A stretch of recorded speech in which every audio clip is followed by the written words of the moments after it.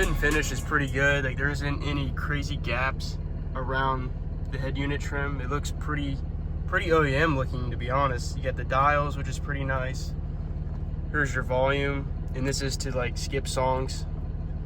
And your menu, that's what the menu looks like. And you tap this little orange thing to go to CarPlay. Oops. There's your navigation if you hook it up, which I have not.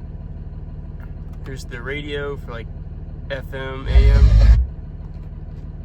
Here's back to menu, CarPlay. Pretty neat.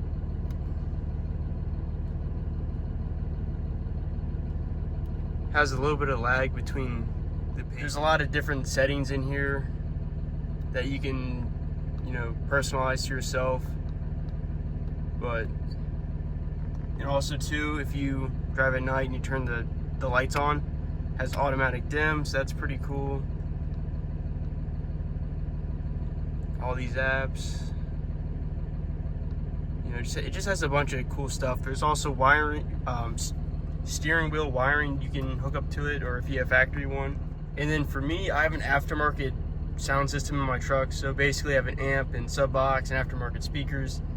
So originally when I wired this speaker up, or head unit up, it wasn't sending a signal to the amp wire from the head unit to the amp, and basically we had to go to the settings in here and manually turn it on the head unit for it to work, to send a signal to the amp.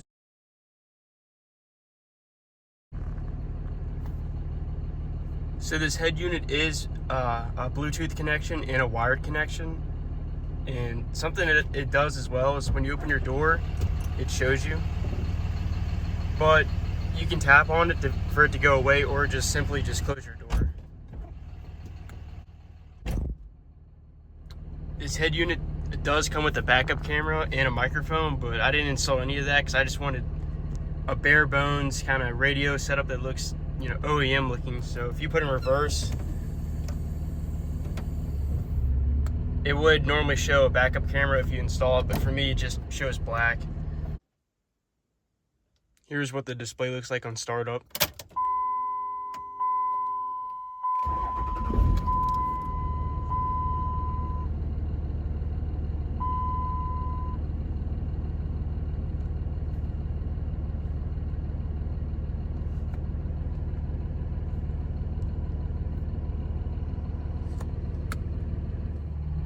Looking at the radio from the driver's perspective, it's when you're looking straight at the steering wheel, looking, you know, straight ahead, you can't really see the app bar right here.